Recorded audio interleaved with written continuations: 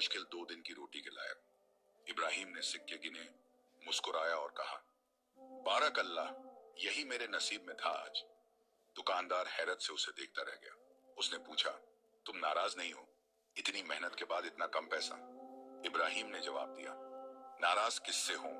अगर आपने कम दिया तो ये आपके और अल्लाह के बीच का मामला है। मैं तो बस इतना जानता हूं कि जो मुझे मिला वो मेरे रब ने मेरी तरफ से तय किया था और वो बेहतरीन फैसला करने वाला है। दुकानदार की आंखों में पानी आ गया। उसने फौरन अपनी जेब से कुछ और सिक्के निकाले और इब्राहिम को दिए। लो भाई, तुमने मुझे सबक सिखा दिया आज। यह इब्राहिम का मिजाज था। वो कभी किसी से बहस नहीं करता, ना झगड़ता, ना नाराज होता, बस अपना काम करता और अपने रब पर भरोसा रखता। उसी गांव में रहता था कासिम बिन शुजा।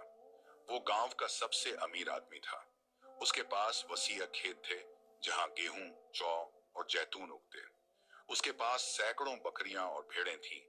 उसका घर नहीं, उसका महल गांव की सबसे ऊंची जगह पर बना था। 3 मंजिला, पत्थरों का बना, खूबसूरत नक्काशी से सजा और चारों तरफ बगीचे। कासिम का रंग गोरा था, कद लंबा और चेहरे पर घमंड साफ झलकता था। वो महंगे कपड़े पहनता, अच्छे घोड़े पर सवार होता और जब भी गांव में निकलता तो नौकर चाकर साथ होते। लेकिन उसके दिल में रहम नाम की कोई चीज नहीं थी। वो गरीबों को हिकारत से देखता, मजदूरों को कम मजदूरी देता और अपनी दौलत पर इतना घमंडी था कि लोग उससे डरते थे। एक दिन इब्राहिम उसके खेत में काम करने गया। सुबह से शाम तक उसने खेत में हल चलाया। शाम को जब वो मजदूरी लेने गया तो कासिम ने उसकी तरफ ऐसे देखा जैसे वो कोई कीड़ा हो। ये लो, कासिम ने कुछ सिक्के फेंक दिए जो जमीन पर गिरे, और अगली बार जल्दी काम करना। तुम जैसे आलसी मजदूरों से मुझे नफरत है। इब्राहिम ने झुककर सिक्के उठाए, आहिस्ता से धन्यवाद कहा और चला गया। मगर उसके दिल में कासिम के लिए कोई बुराई नहीं थी। उधर इब्राहिम की बीवी सोचती, काश मेरा शौहर भी कासिम जैसा अमीर होता। धीरे धीरे उसके दिल में एक खतरनाक ख्याल पैदा होने लगा। वो सोचने लगी कि अगर वो कासिम की नजरों में आ जाए तो शायद उसकी जिंदगी बदल जाए। एक दिन जब वो जानबूझकर उस वक्त महल के सामने से गुजरी जब कासिम बाहर था, तो उसने अचानक अपना पल्लू गिरा दिया और उसे उठाने के बहाने रुक गई। कासिम ने उसे देखा, उसकी आंखें चमकी। वो समझ गया कि यह औरत जानबूझकर यहाँ आई है। क्या तुम ठीक हो? उसने पूछा, मगर उसकी आवाज में इखलास नहीं था।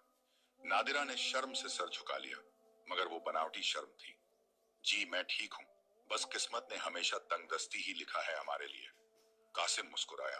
वो मक्कारी भरी मुस्कुराहट थी। तंगदस्ती तो इंसान की अपनी पसंद होती है। कुछ लोग गरीबी को गले लगाते हैं और कुछ लोग बेहतर जिंदगी की तलाश करते हैं। यह बातचीत का आगाज था। उस दिन के बाद नादिरा रोज उस वक्त निकलने लगी जब कासिम बाहर होता। वो बहाने बनाती, वो रुकती और धीरे धीरे उनके बीच एक रिश्ता बनने लगा। वो रिश्ता जो हराम था, गुनाह था और जिसका अंजाम बर्बादी के सिवा कुछ नहीं हो सकता था। इब्राहिम को इन सब बातों की कोई खबर नहीं थी। वो सुबह निकल जाता, शाम को लौटता और अपनी बीवी की तब्दीली को समझ नहीं पाता था।